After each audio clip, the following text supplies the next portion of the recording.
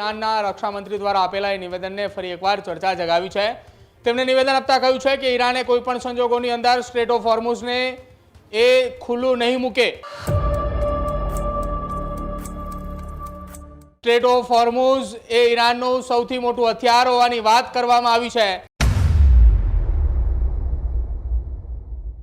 અમારી સુરક્ષાનો એ સવાલ છે। સ્ટ્રેટ ઓફ હોર્મુઝ મામલે હવે જંગ એ છેડાઈ ચૂકી છે।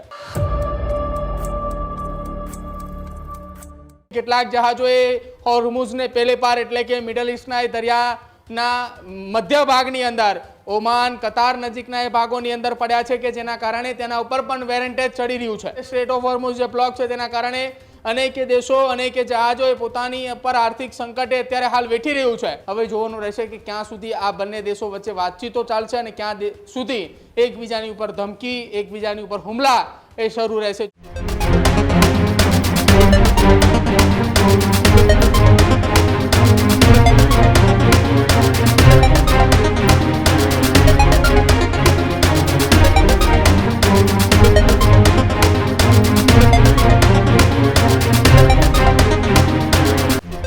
યુદ્ધની એ પરિસ્થિતિ વચ્ચે હવે સ્ટ્રેટ ઓફ હોર્મુઝથી મોટા સમાચાર સામે આવ્યા છે।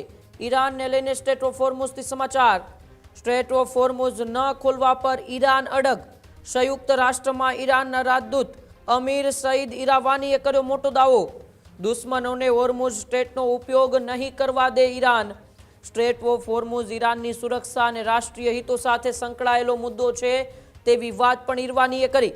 ઈરાન પોતાની વિરુદ્ધ દુશ્મની અને સૈન્ય આક્રમકતા માટે આ માર્ગનો ઉપયોગ નહીં થવા દે। ઈરાનની કાર્યવાહી સંપૂર્ણપણે કાયદેસર છે આવી વાત પણ ઈરાવાનીએ કરી।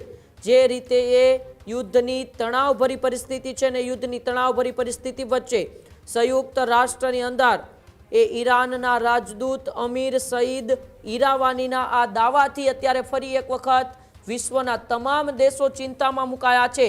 કારણ કે હોર્મુઝ સ્ટ્રેટના ઉપયોગને લઈને ઈરાવાનીએ મોટો દાવો કર્યો છે કે દુશ્મનોને હોર્મુઝ સ્ટ્રેટનો ઉપયોગ છે તે ઈરાન નહીં કરવા દે। કારણ કે સ્ટ્રેટ ઓફ હોર્મુઝ છે તે ઈરાનની સુરક્ષા અને રાષ્ટ્રીય હિતો સાથે સંકળાયેલો એક મહત્વનો પાર્ટ છે એટલે કે હિસ્સો છે અને તે માટે જ દુશ્મન દેશોને કોઈ પણ પ્રકારની એ ઉપયોગ હોર્મુઝ સ્ટ્રેટનો નહીં કરવા દેવામાં આવે। ઈરાન પોતાની વિરુદ્ધ દુશ્મની અને સૈન્ય આક્રમકતા માટે આ માર્ગનો ઉપયોગ નહીં થવા દે આવું સ્પષ્ટપણે ઈરાને અત્યારે જણાવી દીધું છે। ઈરાનની કાર્યવાહી સંપૂર્ણપણે કાયદેસર છે તેવી વાત પણ ઈરાવાનીએ કરી છે। ત્યારે વધુ માહિતી માટે ન્યૂઝ રૂમથી પ્રદીપ જોડાયેલા છે। પ્રદીપ, ફરી એક વખત ઈરાનના મોટા દાવાથી સમગ્ર વિશ્વના દેશો ચિંતામાં મુકાયા છે અને ઈરાને સ્પષ્ટ કહી દીધું છે કે હોર્મુઝ જે છે એ ઈરાનની સુરક્ષા માટેનો એક મહત્વનો પાર્ટ છે તેથી દુશ્મન દેશોને ઈરાન હોર્મુઝ સ્ટ્રેટનો ઉપયોગ નહીં કરવા દે। બિલકુલ ઉમંગ, અત્યારે બે દેશોની વચ્ચે મધ્યસ્થી થવા માટે પાકિસ્તાને છેલ્લા કેટલાક સમયથી હવાત્યાઓ મારી રહ્યું છે, બેઠકોના દોર કરી રહ્યા છે અને આ તમામની વચ્ચે ઈરાનના રક્ષામંત્રી દ્વારા આપેલા એ નિવેદનને ફરી એકવાર ચર્ચા જગાવી છે। તેમણે નિવેદન આપતા કહ્યું છે કે ઈરાને કોઈ પણ સંજોગોની અંદર સ્ટ્રેટ ઓફ હોર્મુઝને એ ખુલ્લું નહીં મૂકે। સ્ટ્રેટ ઓફ હોર્મુઝ એ ઈરાનનું સૌથી મોટું હથિયાર હોવાની વાત કરવામાં આવી છે અને સ્ટ્રેટ ઓફ હોર્મુઝ જે છે તેને એ ક્યારેય ખુલ્લું નહીં મૂકે। જે ઉપયોગ કરવાની ચર્ચાઓ ચાલી રહી છે કે સ્ટ્રેટ ઓફ હોર્મુઝને ખુલ્લું મૂકવામાં આવશે તેની સાથે ઈરાને કેટલાક ટેક્સ એ ચાર્જ વસૂલ છે, પરંતુ આ તમામની વચ્ચે ઈરાને એવું પણ કહ્યું છે કે સ્ટ્રેટ ઓફ હોર્મુઝની અંદર અમેરિકા એ પોતાનો કબજો જમાવી રહ્યું છે। અમેરિકાએ જે સ્ટ્રેટ ઓફ હોર્મુઝની કારણે ઈરાન પર જે હુમલો કરી રહ્યા છે તેની વચ્ચે આ સૌથી મોટું નિવેદન આપતા તેમણે કહ્યું છે કે આ એ ક્યારે અમે નહીં થવા દઈએ। અમારી સુરક્ષાનો એ સવાલ છે। સ્ટ્રેટ ઓફ હોર્મુઝ મામલે હવે જંગ એ છેડાઈ ચૂકી છે। છેલ્લા 3 મહિના કરતાં વધારે સમયથી જે ક્રૂડ ઓઇલનો જથ્થો ત્યાંથી નીકળવા માટે એ રસ્તો બ્લોકેજ છે, કેમ કે 24 કલાકની અંદર 100 કરતાં વધુ જહાજો ત્યાંથી પસાર થતા એ જોવા મળતા હોય છે। તેની સામે અત્યારે એ જહાજોની સંખ્યા ખૂબ ઘટી છે। જો કે કેટલાક જહાજોએ હોર્મુઝને પેલે પાર એટલે કે મિડલ ઈસ્ટના એ દરિયાના મધ્ય ભાગની અંદર ઓમાન કતાર નજીકના એ ભાગોની અંદર પડ્યા છે કે જેના કારણે તેના ઉપર પણ વેરેન્ટેજ ચડી રહ્યું છે। બીજી તરફ બંને દેશો વચ્ચેની લડાઈ વચ્ચે સ્ટ્રેટ ઓફ હોર્મુઝ જે બ્લોક છે તેના કારણે અનેક દેશો અનેક જહાજોએ પોતાની પર આર્થિક સંકટે અત્યારે હાલ વેઠી રહ્યું છે। પરંતુ તેમ છતાંય બંને દેશો એકબીજાની સામે લડવા માટે તૈયારી તો દર્શાવી રહ્યું છે. સીઝ ફાયરનું ઉલ્લંઘન થઈ રહ્યા છે. મધ્યસ્થી માટે તૈયારીઓ પણ થાય છે કે 60 દિવસ સુધી સીઝ ફાયર રહેશે. બંને દેશો ટેબલ ઉપર બેસવાની વાતચીતો છે.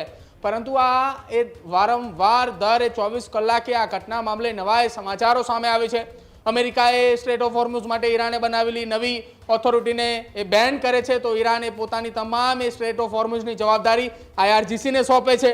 અમેરિકા મામલે બેઠકોનો દોર ચલાવે છે, તો ઈરાન એ સંપૂર્ણપણે હોર્મુઝ એ પોતાના કંટ્રોલમાં લેવા માટેની તૈયારી દર્શાવી રહ્યું છે.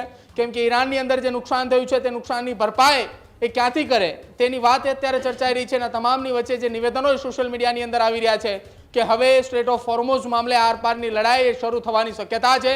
ઈરાન એ હવે ઈચ્છી રહ્યું છે કે સ્ટ્રેટ ઓફ હોર્મુઝ એ અમારી રક્ષા માટેની વાત અત્યારે સામે આવી કે જ્યાં સુધી હોર્મુઝ એ અમારી પાસે છે ત્યાં સુધી અમારી એ રક્ષા, અમારી સલામતી હોવાની વાત એ થઈ રહી છે. હવે જોવાનું રહેશે કે ક્યાં સુધી આ બંને દેશો વચ્ચે વાતચીતો ચાલશે અને ક્યાં સુધી એકબીજાની ઉપર ધમકી, એકબીજાની ઉપર હુમલા એ શરૂ રહેશે. જો કે આ બંને દેશો વચ્ચે જ્યાં સુધી સમજૂતી નહીં થાય ત્યાં સુધી આર્થિક સંકટ એ મોટા ભાગોના નાના એવા દેશો જે છે કે જે મિડલ ઇસ્ટ પર નિર્ભર છે તેના ઉપર વાદળો ઘેરાતા જોવા મળશે. ઉમંગ.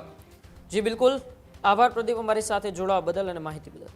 આ જ પ્રકારની તમામ અપડેટ જોવા માટે ન્યૂઝરૂમ ગુજરાતને લાઇક, શેર અને સબસ્ક્રાઇબ કરવાનું ભૂલતા નહીં.